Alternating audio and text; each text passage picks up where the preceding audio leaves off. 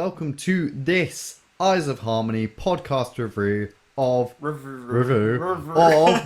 The Happiness Patrol. Yeah.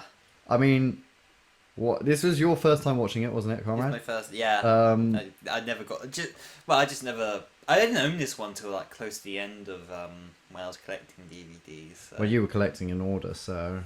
Yeah, well, I started to after a little while, but this wasn't one of the ones I had originally either. So. This came in the Ace box set, didn't it? It was. I think it was released as in a box set, wasn't it? Ace Adventures. Yeah. Was it this one? I'm pretty sure it was. I think it might be. But it's just a cracking story. Yeah. Incredibly good. Honestly, yeah. It's released with Dragonfire. The Ace Adventures. Though Ace isn't actually that big of a part of this one. I'd Not say really. the Greatest Show in the Galaxy was more like a Ace but that adventure. one's going to get released standalone. Because people people buy want Greatest Show in the Galaxy. I think this one gets kind of overlooked a lot. Massively. I mean, coming right in between a Dalek and a Cyberman story, you kind of... But it's so good, this story. So, I mean, the first thing I noticed was when you put in the DVDs for the classic ones and this lady kind of says, Doctor Who, and then the title of the thing. I swear in this one she says The Happiness Patrol a lot more happier. I really hope that's the case. Yeah. I hope it's like some nice little Easter egg, like she's just being happy, because usually she's like, you know, Doctor Who, the Underwater Menace. But this one she was like, Doctor Who, the Happiness Patrol. I was like, hey. So I've watched it twice in 2 days, and I didn't get like... It's difficult, obviously, watching it. Like, I literally watched it last night, and I watched it with Conrad this morning, so it was a very close succession. And I could pay attention for quite a lot of it. There was some points where I was like, you know, on my phone, but that's only because I watched it yesterday. You can't watch a film back to back really without kind of losing concentration, which kind of shows how good it is in that level. The acting was all on point. Yeah. Really good. And the storyline as a whole is just very modern. Like I've seen a lot more modern takes on basically the same idea. You know, it does. What struck me was actually the smiling is a lot like Smile, the emoji bots and everything from the recent Peace Capaldi story. Yeah, in a way. Although, yeah, I just think of stuff from like other mediums as well. You know, just like a world which forces you to be happy, and you know how that's not really a good thing. Well, it's... Oh no, I mean it needs to be balanced, as two sides of a coin, as they describe it in this story. Oh. Sylvester McCoy's Doctor is written so incredibly well, especially like his first season you can skip. But if you come in at Remembrance, like his era is so good. Yeah. It's actually so good, the Seventh Doctor's era, and it's the overlooked gem of the entire Doctor Who era. Yeah, everything. Ace and the Seventh Doctor is arguably maybe the best classic companion Doctor pairing. I think you could argue it. The only one close, I'd say, is Jamie and the Second Doctor. Sarah Jane and Fourth Doctor? Yeah, probably there. It would be like those three pairings, I'd say, the top for the classic. Yeah. The original kind of Barbara, Ian, Doctor, Susan. That's quite strong. But there's more concentration when it's two. And this, and yeah. Oh, God. So...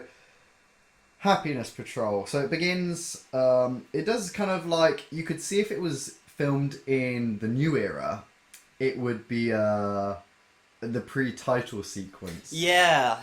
Where she's walking down the street and this guy comes over. Yeah. And he tricks her. Really good moment. Because obviously you think, he looks sad and depressed. He's wearing the same kind of things. And he tricks her and you're like, no. Yeah, no. Silas, is that? Yeah, that's how you pronounce it. Silas P. Yeah, he does, like, he's not on for very much, which I think is a little bit of a shame, but what he does get, how kind of, unsuspecting, he actually unsuspecting, and then is able to quickly kind of twist into the more, well, you're under arrest and everything. Yeah, it's like other side. Yeah, I like how he uses the same dialogue when the Doctor comes in later. He does a really good job. This is kind of why wish this story kind of had 4 parts instead of 3. Just because, a couple of the characters... I mean, that's one thing I know. A couple of the characters, which they kind of build up a bit, don't quite get the screen time which I think they warrant, really. Another part of me, though, is like a bit... I wouldn't want it to be any longer. I think they develop every kind of interesting part of the characters. It's I really like all the setup. You can see it's been really carefully planned, this story. Yeah. Things happen in perfect order, like when they enter the cave, and they say it in episode 2 about it being loose, which then comes back in episode 3. Yeah. You know, about the oven being open, which then they use to scare the Candyman down the drain. They use it later. All these setups are really, really strong throughout the episode, and it's probably one of the strongest times I've ever seen. Like, all the setups kind of come into play, and how well it's been. But the sets are really impressive. So that's the kind of first thing you notice when she's walking. There's a lot of camera movement as well in this story, which really helps bring it to life. Yeah. Lots of You can tell there's quite a lot movement. of set. Like when they're going through the pipes, they had like the cameraman moving backwards as they walk towards it. Gives real life to it. Makes it feel three-dimensional. Yeah, no. It does great. I mean, it's not really... it's got really nice styles with everything. You know, the colours really pop intentionally and everything. Yeah, I mean, you can tell it's not real, but at the same time... I think if they just chosen something to go over the floor so it didn't look like a studio floor, you'd believe it was outside somewhere. Well, that and maybe a bit of a tweak in the lighting. But... yeah, some moonlight or something. Yeah, something. Because, you know, yeah. There were a few more times in the classic era where I'd say, oh, that was more convincing in terms of being an outside setting. But, you know, in regards to actually what they were going for and the, you know, kind of style of it all, you know, going for this kind of very pink and kind of down, but at the same time, you know, trying to be pleasant scenery. They just do a great job with that. There was some real, you know, a good talent lot behind of it. effort went into this story. You can just see costume design, set design. It's all really, really strong. Okay, I'm gonna try and go in order. So they arrive, Doctor and Ace, after that lady's shot, and what I like is the Doctor's just heard rumours about something going down in this place, and he doesn't like the sound of it, and that's why they're there. Yeah. Love that setup. That is how I enjoy. Kind of the Doctor sees something's wrong and goes, one thing I did like about Series 11 with Jodie Whittaker was that, you know, it was distress signal, let's go. Or, I don't like the sound of this, I'm going to check it out. You're going to stay, yeah. And he kind of got around to it. It's like, it was on a list to do. I like how the Doctor's always like kind of... It just feels like Sylvester McCoy's Doctor knows so much more than we do. Yeah. And I really like that. And that's one of the real strengths of the 7th Doctor. Yeah, always calculating, always, you know, in thought and whatnot, and always some more stuff hidden behind the scenes, always a lot of stuff hidden up his sleeve and everything. You know, I do wish they got the chance to kind of finish his kind of arc with that. I remember my one worry watching this though is Paradise Towers. Have you watched that? Oh yeah, yeah. What's that? Oh yeah, because you got that DVD from like which I bought with the school vouchers, which weren't even meant to be used on DVDs. I still got one in my wallet. I still got one of the ones from that day, which I wasn't, you know, because it wasn't quite every film. So I still got one of them. This has been following me around in my wallet for the last 7 years. There was like they always sold Seeds of Doom there, the 4th Doctor story. I don't remember. This was the one in Godalming. I don't remember what they sold there. But yeah, I remember just I was excited for that one, but we're not talking about that one. But I was worried like it would be like red gang, blue gang, you know, like they're all like gang. Yeah. And like when you kind of see the Happiness Patrol with all those wigs and everything, you're like, oh goodness, it's gonna be enough one of these. And it doesn't. When you first start watching it, it sounds a bit silly, like Happiness Police, like, you know, it sounds like a dumb concept, but they actually produce it so well, and it's really well thought out, the story. Oh, absolutely. And like I said, you know, it's very, very relevant, I'd say. There is a lot of talk of, oh, you know, this thing needs to be perfect, or this thing needs to, you know, and you need to be, you know, in the positive mindset or whatever. And, you know, the fear is always going this far, you know, and quite, you know, just clamping down on everything that kind of steps out of line. Actually, it's almost a comment on, It was Margaret Thatcher, a massive comment on her really, and how she kind of ran Yeah. how she was running, and she made questionable choices and so on. Yeah. And I mean, yeah, in a way, it is very much relevant to that era, but it's also, you can see seeds of, especially how social discussion in general, like, as someone who fairly frequently frequents Twitter, I've heard some of the things, some of the bad things in the story unironically being suggested, um, you know, on Twitter. One thing I found quite hard with this story was keeping up with names, because it was all Yeah, normal P. names with P's and A's and K's. You know how terrible I usually am with this sort of thing, so like it's even worse here. I've outright got I didn't usually have like web pages open while I'm recording, but I've got the Doctor Who wiki on right now just because I otherwise I just feel like lose track of who I'm talking about. So Celia Hancock, who plays Helen A, is absolutely incredible in this role. Oh yeah, She is amazing. She absolutely owns this role, and if she didn't do as well as she did in this role, this story would not be as good. yeah. She absolutely knocks it out of the park, and she just makes it worth watching. You can see her trying to hold control, and it just kind of like everything from the way she strokes Fifi to like with her fingertips, it's all there. It is the most incredible performance. And yeah, she just seems like she's having a lot of fun with the role. Possibly one of the best of that series of supporting actors. She might be my favourite of series 20, season 25. So Remembrance, Happiness, Patrol, Silver Nemesis, Greatest Show in the Galaxy. I think she might be the greatest. It's her and the ringmaster from Greatest Show, I think. Oh yeah, ringmasters.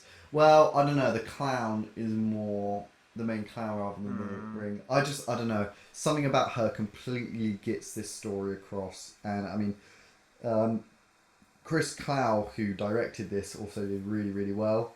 Lots of angles, but really well thought out. Really well thought out lighting as well. At one point, when I think it's Helen Q, no, Susan Q, gets taken away, and Ace is there. There's harsh lighting on Ace's eyes, which makes her look angrier. Angry, yeah. But like when it was the I can't remember which lady it is now, Priscilla P. I think they kind of low angle it, makes her look more dominating, more powerful. It's all there, all these small details. And when it's classic Doctor Who, and I see this stuff in it, when it was a lot harder with much bulkier limitations, cameras, they had the time. and the fact that they put all that effort in it is like makes me love this story even more, because they you can tell how much effort they put in to make this story. Like, they try to make this one the best Doctor Who story ever, which is what you should go into every episode, no matter what creator you are. You should go into it and try and make it the best episode ever. Yeah. You should always, that's what you should do. You should always, if you're making anything, you should always try and make it the best thing ever.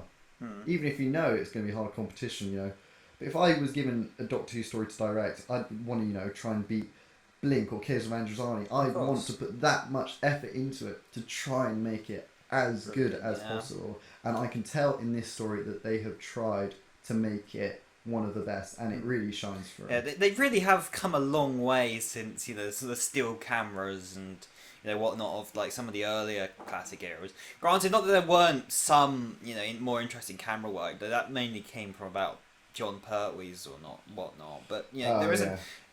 That's very much more exterior shots, so they got some interesting for studio shots, especially. Like, you would be hard pressed to find many things as interesting as this. Maybe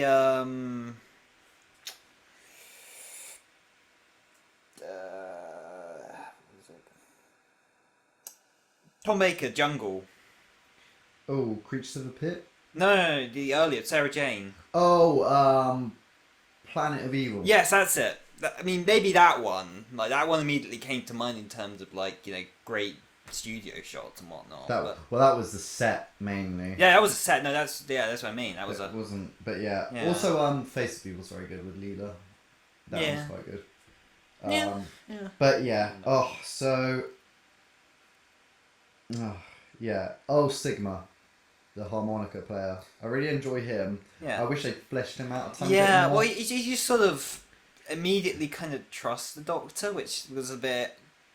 I mentioned this earlier. There's a few characters always kind of got a bit more time to them. I mean, everything works as it is, but at the same time, maybe maybe some of these things would have been fleshed out with a fourth episode. You know, with the characters like him, and, you know. I love it when it's like they're in the waiting area, which is the basic prison. Yeah. It's like, so I can just go over the sign. It's like, if you go over that line, I will shoot you. Basically, the doctor like spins his leg back around with the umbrella.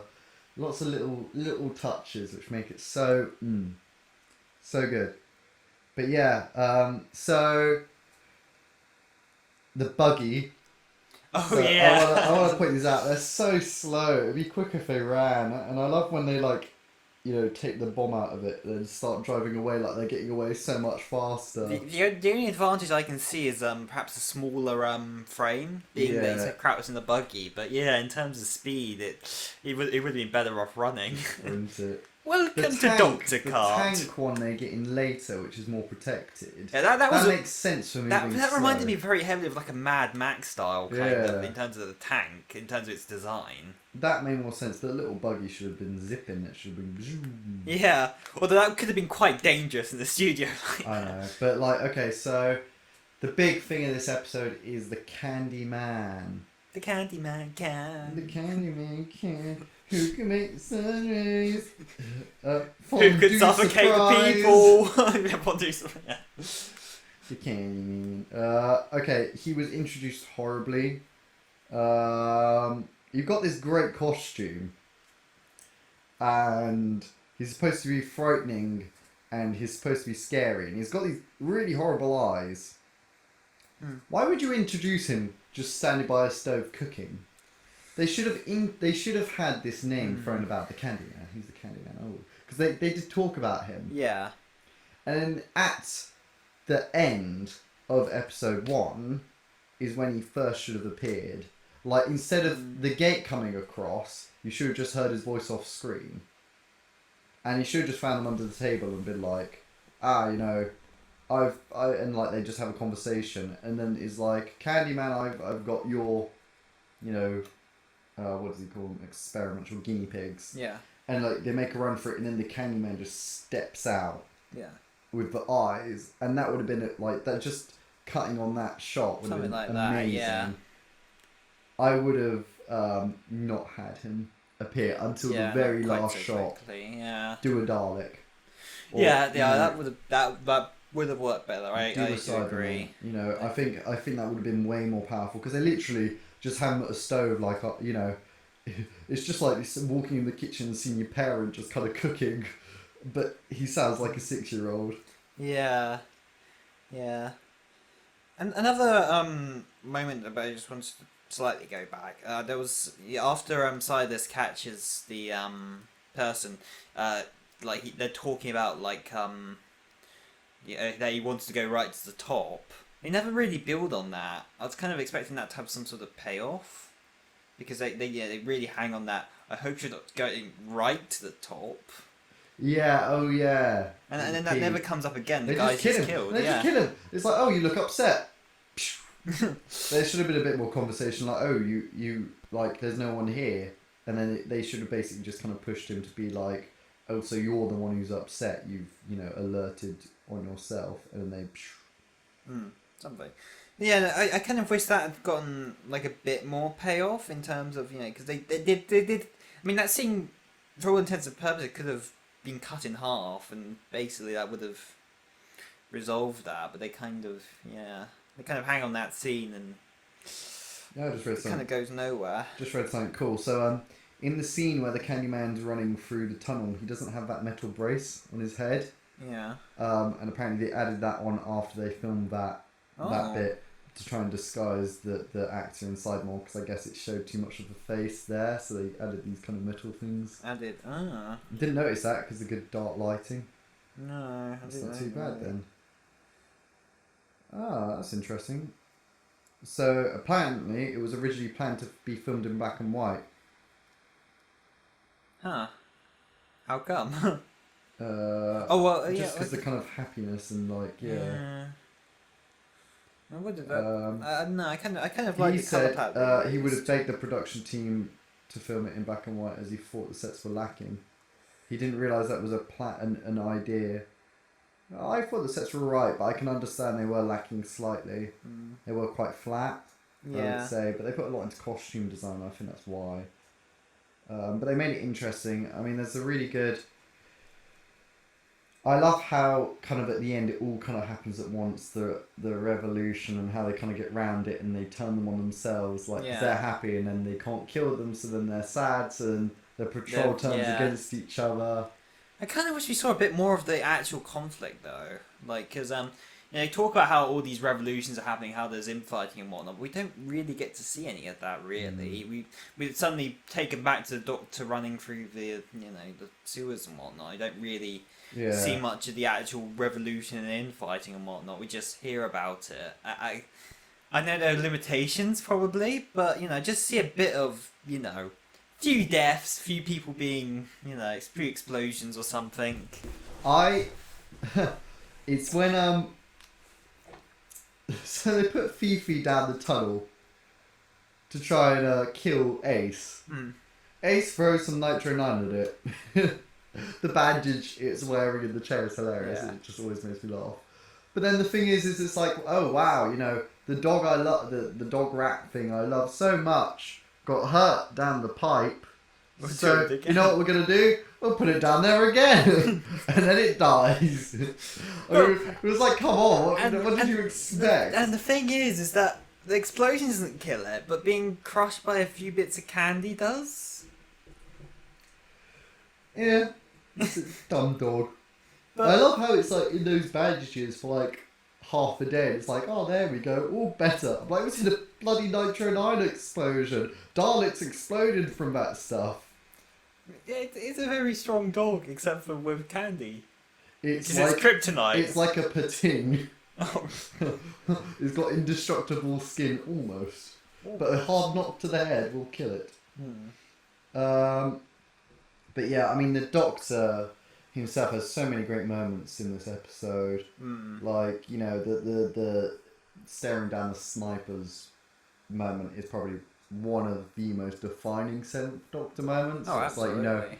like do it, like pull the trigger, end my life. And yes, and he just does it just to stop them. Yeah, like, he doesn't actually gain anything from that. He just deals with them by doing that. Yeah, he just. And that is a Doctor thing to do. Yeah, and that seems. Yeah, I mean the Doctor's great as well, but just the reactions of the guards as well. They do an incredibly good job, like selling that. They're so like, I'm gonna do it. I can't. That through the whole would thing. be. I could see if they remade this story in the new era, it would definitely be a David Tennant story. Yeah, I can see that. I think because that's staring down the sniper, or possibly Capaldi. Matt Smith. Actually, Capaldi would be quite a good one. Yeah. Because of all the guitar playing and everything. But then Clara would ruin it or something. Clara would come along and teach them about happiness. So then, Helen A would be happy. And it would be a happy ending. It would just be a series 10. Yeah. We'll just have Bill. If it was Bill, it'd be much better. Yeah. Pops.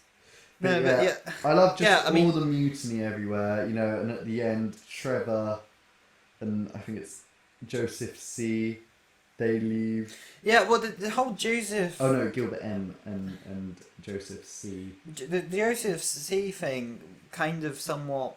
I kind of wish that was hinted at, because, he's kind of... Well, it sort of is, but, there's a hint that he's not... Like, when they're walking, there's a hint that he's not entirely with her. But at the same time, I kind of wish that they'd maybe had a hint that they were kind of going behind, her back and whatnot earlier, maybe. Definitely. I like the world building. I like the census guy actually, Trevor Sigma. I think it was. Oh, yeah. No, or was that Trevor Sigma? He was quite good. I liked his role. Yeah. The one other weird thing was the creatures.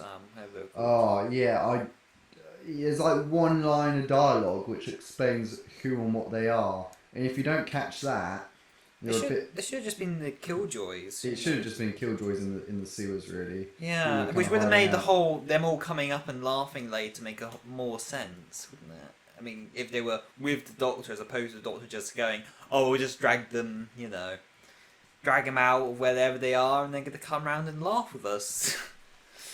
Have a good laugh, mate. Yeah, and they were quite hard to understand as well. I was having to try and really listen when they talk. It was like, Were they wicked! talking, I didn't even think they were talking English. They were talking English. They were saying wicked, Oh. I think. Which is how they knew it was, I heard the first line, but I thought after that... Wicked! Yeah. I don't like it. But, yeah, I find that pretty... I find it funny how the Candyman just kind of sloops down the... Yeah, in general, the whole twist, the thing about him and the lemonade, that was a... I find that so funny. He stops the executioner's like, now I'm going to kill you, and he just sticks him again. Back I found again. it like, come on, Candyman. You're not that fake. Yeah. Well, apparently he is. Well, Apparently he is. Actually, he does act a bit like a child, so I guess. Yeah, it kind of is. But yeah, no, I mean, I just like how they kind of incorporated the way to defeat him being his whole kind of candy aspect to him as a way to kind of beat him. Great I guess costume, though. Just kind of play with that a bit more creatively and everything. Oh, something we didn't touch on. The music in this episode is really good. Mm. Really, really good. The harmonica blues and the kind of candy ding ding ding ding Yeah. ding ding ding ding ding ding ding ding ding ding ding. Yeah, I mean, it was, Really, really good. Yeah, I think And music that's is. a shock for a classic Doctor Who story to have. Well, good I think the music. latest Sylvester McCoy had some really good stuff. Yeah, Actually. I find it quite hard to tell the Happiness Patrol apart sometimes because they're all very. Yeah, they're all very similar, samey. and then they're a bit interchangeable and whatnot. Of course, there's this plot with the one that Ace talks to, whichever that was called, and the one which Ace was they befriended, and they were trying to get out. And there's an interesting plot with kind of the back and forth with her and the more commanding one, who's kind of upset that she's been relegated to standing in the waiting zone as opposed to being out on the streets at night like she used to.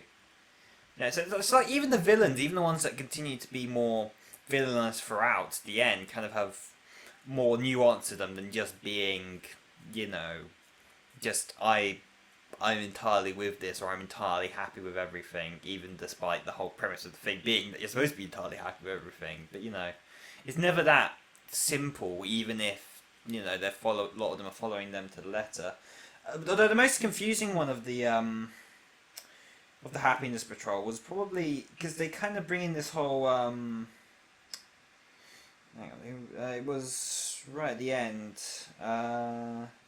Oh, the Daisy. factory. Oh no, Daisy. Daisy K. Yeah, right. Yeah, the kind of at the end, she kind of becomes a kind of secondary one or something, more or less. It's like she didn't have that big a part earlier, but then they kind of make her more of a big deal right at the end, being like kind of the last line. She let Ace escape and everything, That was the other one. No, that was Daisy King. Was it? Yeah. I think. I No, thought- Daisy No, K. no, Susan Oh, one the was the one leader. thing. Oh, yeah. Susan Q. No. Yeah, Daisy K randomly comes out of nowhere. Yeah. I don't know, oh, watch out. Oh, he just, slams Ace through a table. Yeah. Yeah, there's so many nice. I mean, and the humour in this episode is on point. I say in general, actually. Yeah, the humour's very good. They do a lot to play on the whole, the whole happiness thing, with it. We see a few really quite good gags throughout, actually. Compared to several episodes, I found myself more consistently more. Yeah, I guess that's fitting for what the episode is to keep it up. Okay, well, I'm not really sure there's much else to say really. Yeah, I mean, Covers all parts of production, I'd say. more or less, yeah. And I mean, An interesting fact. So after part 2 aired, the chairman and CEO of Bassett Foods wrote a letter of complaint to John Nathan Turner stating the Candyman infringed on the copyright for this company's mascot, Bertie Bassett, the humanoid figure made of licorice all sorts. A representative of the BBC Copyright Department replied, saying there had been no violation of Bassett's copyright, but assuring the company that Candyman would not return to the series. Despite being used on tons of marketing, so it doesn't really matter in the end. Well, yeah, I mean... Every time they have like a Seventh Doctor thing, the it's Candyman 'cause will be in it's so iconic, though, like, for his era. It is. Yeah. It's the one which sticks out the most for being original. In terms of the original ones. I'd say the other one, either the Clown. The Clowns are kind of like, yeah. But the other one is the Destroyer. The Destroyer, yeah, It's definitely. very cool. Or the Frederick.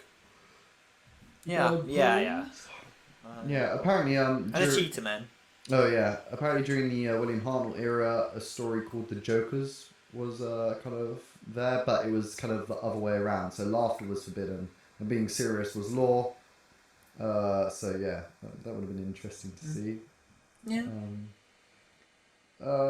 Okay, the howl of Helen A's pet, Fifi, was actually modulated sound of director Chris Clow's own voice. Oh wow. That is interesting. Didn't really notice that, yeah. It sounded like a proper doggo. Oh, the story had a working title, The Crooked Smile. Yeah, that would have been a better title, I think, because that really does represent what the episode is kind of about. The forced, yeah.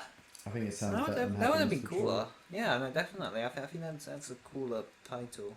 So, conclusion, I guess. Oh yeah. So yeah, this story. I mean, again, I hadn't seen it before today. Yeah, I really enjoyed that. There's a lot of nuance to it, a lot of layers to it. Nothing's quite black and white, and the messaging, while very much tailored for its time, actually continues to have relevance right up to the modern day, which is quite a testament to it. It's simultaneously very much representing its era, but also looking forward. The design work that went into this is exceptional. There's consistently high stakes. And of course, the Doctor has many great moments here. Some of his best, actually, if anything. The issues generally is that in some ways I kind of see it both ways in terms of whether or not it should have been 3 or 4 parts, because some characters don't get quite the development I think they ought to have. There's clear preference. I mean, they put their focus in the right place, I believe, because some of the best things are there, but it would be nice to kind of get a bit more on some of the others. And yeah, there's a few other minor snags here and there, and a couple of I mean, generally the whole editing and directing and everything's great. There's a couple of odd cuts I thought in a couple of places where like a scene was like quite short, but overall, yeah, really very much underlooked story really in the whole grand scheme of things. And again, that's representative of it being sandwiched between the Dalek and Cybermen story, although this is considerably better than the Cybermen story, so but yeah, overall I'm going to give it an 8 out of 10. A few things, and but there is some really exceptional things here. I mean, it's very much worth a watch, if you haven't already. Cool. Yeah, what a story. It's a shame it gets overlooked so much due to its placement. Obviously, starting off a series with Daleks it just had to happen, really. But I think if this had been an opening story, I think it would have been a very good one to open with. Yeah. Definitely a good, series opener. Or I could see it at all places, a mid-series. I could see it as a finale. I could see it as a start. It's got the Fury of the Time Lord feel, especially when Sylvester McCoy is just like staring at Helen A as she cries. It's like it's been done. Like absolute David Tennant Time Lord fury there. Set's alright, but the acting's so good it doesn't like fully take away attention. Helen A, actress, Sheila Hancock is absolutely amazing, and the rest of the cast are very solid in their roles. Overall, the pacing, the signposting, the setting up is really good. It all flows coherently.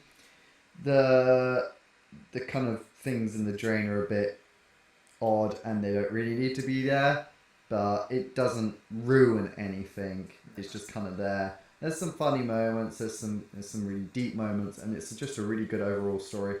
So yeah, I think 8 out of 10 is a very, very fair, solid, like a solid 8. Nowhere near 7. No. I'd say nearer to 9, but still a very solid 8. I'd say 8.6, kind of that kind of. Yeah, I agree. I'd say very, very solid, very good, and definitely worth a watch. I mean, Sylvester McCoy's second season, Silver Nemesis is probably the weakest. Yeah. Greatest Show in the Galaxy is probably just above this one, and then Remembrance of the Daleks obviously at the top. Yeah. But that is like they are like Greatest Show in the Galaxy and kind of Happiness Patrol, I'd say, are very level in quality. Yeah. I'd say they both have great. Both have their really strong points and their weaker points. I think it's right being 3 episodes. I feel that 4 could have, because episode 1 is quite long. From I remember watching it. I think they're all to the very edge of 25 minutes. Like getting there. So they all kind of use their full runtime. There's no like 22-minute ones or anything. In terms of a plot, I agree. I think it's right. I'm just thinking more from like some of the characters, because they introduce a lot of characters here, and some of them really don't get their moment really. But yeah, all right. Well, thank you very much for listening to this podcast review of the Happiness Patrol. What did you think of it? Let us know below. What do you think they could have done better? Would you, if it had to be remade in modern times, which I think I'd pick one of these ones to be remade. I think there's so much you could do with it and like update some things, and like I think you could really make this. Wasn't that a plan at some point? Like in the intertwining years that they were going to reboot the series and then just redo a few very popular old ones. I don't think this one was chosen. No, I don't think this one would have been chosen, but I just the general idea of that. I think. Yeah, they're going to do tons of Wing Chang for sure. Other than that, I think they were going to redo Genesis. I don't know what else they would have remade, but this is one I wouldn't mind if they remade. Obviously, I would never want them to just go back and remake episodes, but if they did remake this one, I think they could make this one like really, really good. Oh yeah. I think it could be amazing if it was made nowadays. This story. Like it would be. I wish Series 11 had this episode in it. That would have been really cool, actually. Yeah, it actually kind of would have fit. I think it would have fit the theme. Very talky, but with enough action sequences and good moments. Well, they could have added on the action sequences, and like a proper gunfight and everything. Yeah. Huh. Well, there we go. Yeah, tell us what you thought below. Hopefully, we should be back next week with another podcast review. Oh yeah, I mean, I don't see why not, unless some things have gone really badly wrong. Yeah. But you never know. Life throws some curveballs, but you gotta keep smiling. I want to see those teeth. I just want to try one of those orgasmic sweets. Just the way you the human what does he say? Like digestive system or something can't handle it. Oh yeah. You make sweets that kill. It makes it sound like it kills by orgasm, to be honest. Basically. Like, oh. Yeah. But just the way you said that, just kind of makes you think like the earlier on. I mean, it's just to keep smiling. It's just like makes you think of like the ending of like Strictly Come Dancing. It's just like keep smiling. Boy.